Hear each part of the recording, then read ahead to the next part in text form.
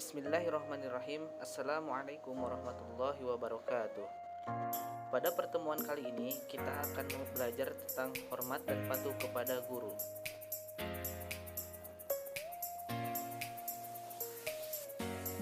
Adapun tujuan pembelajaran kali ini yang akan dibahas yaitu menjelaskan isi Quran surat Al-Fatir ayat 28. Yang kedua, menjelaskan isi hadis-hadis yang terkait dengan hormat dan patuh kepada guru. Yang ketiga, menyimpulkan hikmah dan manfaat hormat dan patuh kepada guru. Dan yang terakhir adalah menyajikan paparan tentang hikmah dan manfaat hormat dan patuh kepada guru. Siapakah guru itu? Guru adalah orang yang mengajarkan kita dengan berbagai ilmu pengetahuan dan mendidik kita sehingga menjadi orang yang mengerti dan dewasa. Dengan kata lain, guru mempunyai dua tugas yang mulia, yaitu menyampaikan ilmu pengetahuan dan membentuk karakter peserta didik. Dalam kajian Islam, guru disebut dengan murabbi, mu'alim, dan mu'adib. Khabib Toha memberikan pengertian murabbi adalah orang-orang yang memiliki sifat-sifat robbani, yaitu nama bagi orang-orang yang bijaksana. Walau bagaimanapun tingginya pangkat atau kedudukan seseorang, dia adalah bekas seorang pelajar yang tetap berhutang budi kepada gurunya yang pernah mendidik pada masa dahulu.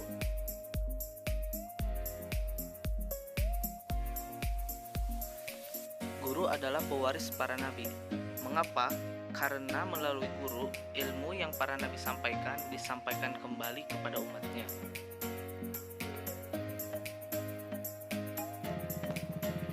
Firman Allah tentang guru.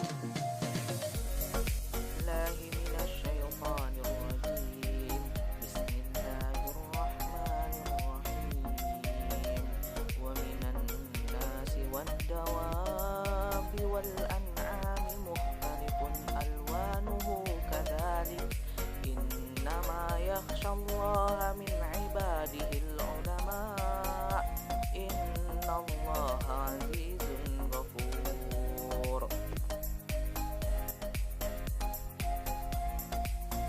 Dan demikian pula di antara manusia, makhluk bergerak yang bernyawa dan hewan-hewan ternak, ada yang bermacam-macam warnanya dan jenisnya. Di antara hamba-hamba Allah yang takut kepadanya hanyalah para ulama.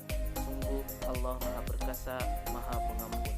Quran Surat Fatir ayat 28. Isi kandungan dari ayat tersebut, yang pertama adalah menjelaskan bahwa Allah menciptakan segala sesuatu dengan jenis yang berbeda.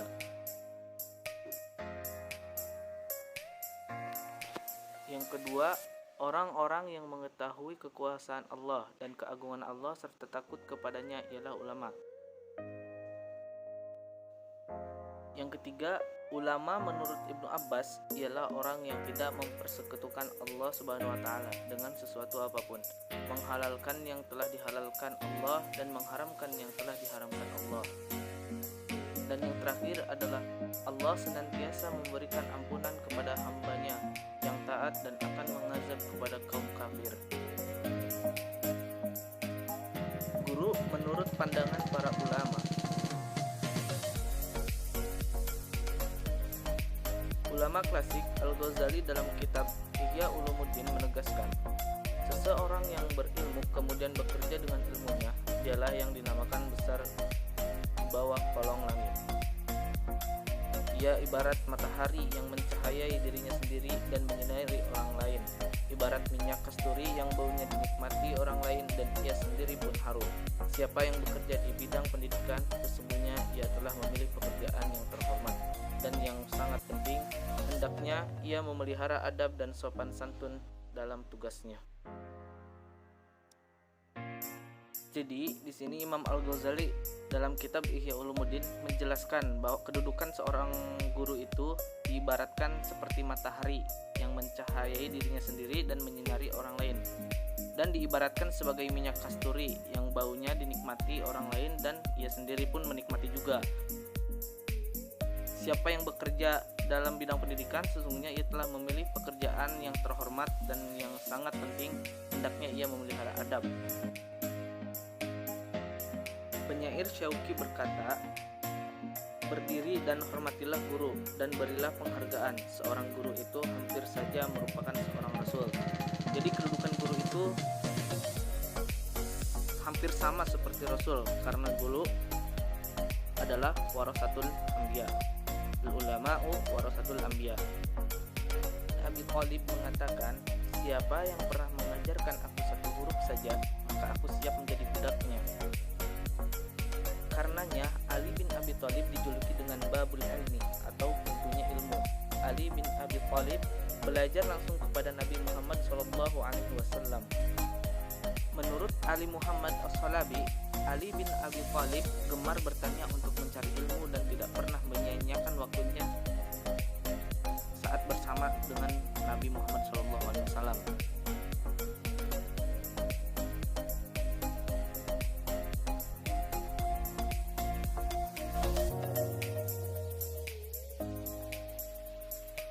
Menurut Ali, apabila bertanya, maka diberikan apa yang ditanyakan. Sebaliknya, kalau diam, maka tidak akan mendapatkan sesuatu. Dalam keadaan tertentu, Ali merasa malu bertanya kepada Rasulullah SAW. Padahal ia ingin bertanya, maka ia pun meminta kepada sahabatnya yang lain untuk menanyakan apa yang ingin ditanyakan kepada Rasulullah. Ali bin Abi Thalib adalah seorang sahabat yang sangat gemar bertanya kepada Rasulullah.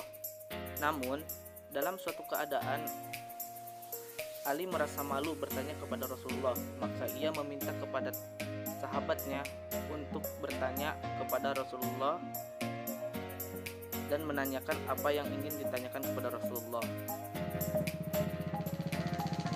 Kemudian kita juga perlu belajar dari Abdurrahman bin Al-Qasim, murid Imam Malik. Ia mengatakan, aku mengabdi kepada Imam Malik selama 20 tahun. 2 tahun diantaranya untuk mempelajari ilmu dan 18 tahun diantaranya untuk mempelajari adab. Seandainya saja aku bisa jadikan seluruh waktu tersebut untuk memperbaiki adab, karena adab adalah yang utama dibandingkan dengan ilmu.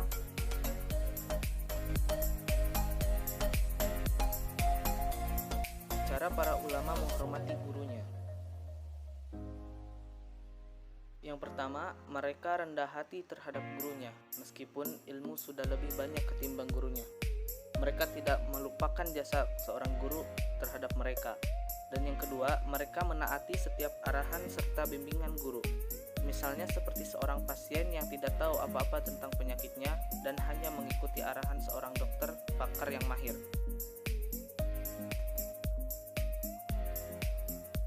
Adapun yang ketiga, mereka juga senantiasa berkhidmat untuk guru-guru mereka dengan mengharapkan balasan pahala serta kemuliaan di sisi Allah Subhanahu wa taala. Jadi para ulama ini mereka mengabdikan dirinya sepenuhnya kepada para gurunya. Mereka menaati setiap perintah dari para gurunya. Yang keempat, mereka memandang guru dengan perasaan penuh hormat dan takzim atau memuliakan, serta mempercayai kesempurnaan ilmunya. Ini lebih membantu pelajar untuk memperoleh manfaat dari apa yang disampaikan guru mereka. Dan pembahasan kita yang terakhir adalah hikmah, hormat, dan patuh kepada guru. Yang pertama, ilmu yang kita peroleh akan menjadi berkah dalam kehidupan kita. Yang kedua, akan lebih mudah menerima pelajaran yang disampaikannya. Yang ketiga, ilmu yang diperoleh dari guru akan menjadi manfaat bagi orang lain. Yang keempat, akan selalu didoakan oleh guru. Yang kelima, akan membawa berkah, memudahkan urusan, dianugerahi nikmat yang lebih dari Allah Subhanahu wa taala. Serta yang terakhir, seorang guru tidak selalu di atas muridnya. Ilmu dan kelebihan itu merupakan anugerah Allah Subhanahu wa taala, akan memberikan anugerahnya kepada orang-orang yang dikehendakinya.